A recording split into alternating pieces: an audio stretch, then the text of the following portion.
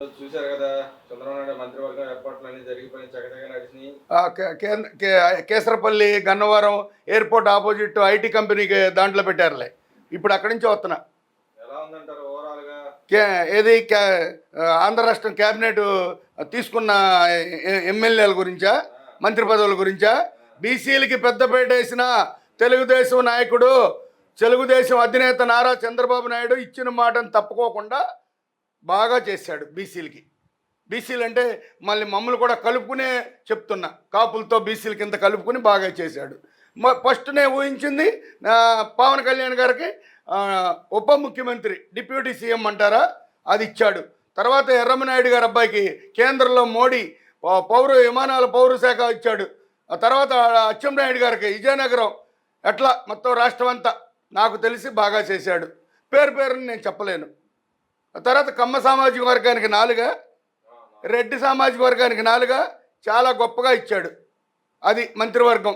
ఆ మోడీ, పవన్ కళ్యాణ్, చంద్రబాబు నాయుడు గారు చక్కగా వాళ్ళ మనసా వచ్చే కరుణ నెంబర్ 1గా పదవులు ఇచ్చారు. ఇంకా తీసుకోవాల్సినవన్నీ తీసుకుంటారు. తర్వాత మళ్ళీ అమరావతి ఇదవుతుంది కాబట్టి క్యాపిటల్, దాంట్లో కూడా కొన్ని మంచి చెడు మంత్రి పదవులు ఉంటాయి, మొదలు పెడతారు, తీసుకుంటారు. అది మంత్రి పదవు. మంత్రిమండలిగా మన ఆంధ్ర రాష్ట్ర ప్రజానీకంగా చక్కగా పరిపాలన చేసుకుంటారని అదొకటి నా ఆశ. తర్వాత రెండోది ఏంటంటే, ఇప్పుడు ఫస్ట్ నుంచి నేను రాగానే, నేను ఎక్కంగానే నేను చేయాల్సిన అని చెప్పుకొచ్చాడు కాబట్టి వాటిని శుభ్రంగా తూచా తప్పకుండా చంద్రబాబు నాయుడు గారు చేసుకుంటూ, పవన్ కళ్యాణ్, చంద్రబాబు నాయుడు గారు ఒకటిగా ఉండి ఆ లోకేష్ గారిని వాళ్ళతో సంప్రదింపులు చేసుకుంటూ చక్కగా పరిపాలన అనేది ఈ 5 సంవత్సరాలు మళ్ళీ ఆంధ్ర రాష్ట్రాన్ని మళ్ళీ పునర్జన్మ తెచ్చి పరిపాలించుకుంటారనే ఆశ అక్కడ ఉన్న 5 లక్షల జనానికి కలిగింది ఈ పూట కేసరపల్లి ఐటీ కంపెనీ దగ్గర. అది నేను పొద్దున్న 6ంటికి వెళ్తే 11ంటికి స్టేజీ కాడికి వెళ్ళలేకపోయాను. విఐపి కార్డు ఆ కేసినేని శివనాథ్ గారు పుణ్యం అంట, ఒక కార్డు సంపాదించా కానీ నేను వెళ్ళలేకపోయా. ఎట్ట కూడా తిప్పలు పడ్డాను, వెళ్ళానులే. ఆయన విఐపి పాస్ ఇచ్చినా వెళ్తాకి దారి లేదు. ఆ బుల్లెట్తో ఇరుక్కుపోయానండి. ఎట్ట కూడా తిప్పలు పడ్డాను. ఇప్పుడు వచ్చాను, భోజనం కూడా చేయలే. మన టీవీ ముఖంగా చెప్పుకుని ఆనందపడదామని, ఎన్టీఆర్ గారికి జోహార్లు చెబుదామని. ప్రజలు రకరకాలుగా మాట్లాడతారు, తప్పులేదు. ప్రజలంటే దేవుళ్ళు. ప్రజల నిర్ణయంతోనే ఏది జరిగినా ప్రజలు తక్కువ అంచనైతే నేను ఒప్పుకోను. వాళ్ళు ఏదో మాట్లాడారు, వాళ్ళ కోపాలు వస్తాయి, తర్వాత మళ్ళీ వాళ్ళు మారుతారు. ఇప్పుడు జరిగిన మంత్రిమండలి, ఇప్పుడు ఇచ్చిన పదవులు చాలా హర్షదగ్గ సంతోషపడాల్సిన విషయం. ఎందుకు వచ్చిందంటారా? కష్టపడ్డారు కాబట్టి వాళ్ళు మళ్ళీ తర్వాత యూత్కి ఇవ్వాలనే ఉద్దేశం ప్రజల్లో ఉంది. ప్రజలను ఉద్దేశించి చంద్రబాబు, పవన్ కళ్యాణ్ కూడా రాత్రి చర్చించుకున్నారు. మోడీ గారు చెప్పారు, ఆయన కూడా మీ ఇష్టం అన్నాడు. ఇప్పుడు ఇంకోటి, మోడీ గారు పైన కేంద్రంలో ఉండగా మనకి సమస్తవన్నీ ఆంధ్రాకి వచ్చి పడిపోతాయి. మన పేద రాష్ట్రం కాబట్టి మోడీ గారు సాయం చేస్తాడు. దానికి మోడీ గారిని అంటే సరిపోం. ఇప్పుడే కొంతమంది డబ్బులు కట్టిన వాళ్ళకి టిక్కువేళ్ళు ఇచ్చేస్తానని చంద్రబాబు గారు వాగ్దానం చేశాడు. అది నిలబెట్టుకుంటాడని మాకు నమ్మకం కలిగింది. పవన్ కళ్యాణ్ చేసిన వాగ్దానాలు పవన్ కళ్యాణ్ నిలబెట్టుకుంటాడని నాకు నమ్మకం కలిగింది. లోకేష్ ఐటీయా, ఆయన ఐటీలో మరి దేంట్లో ఉంటాడు, ఆయన చక్కగా చేస్తాడు.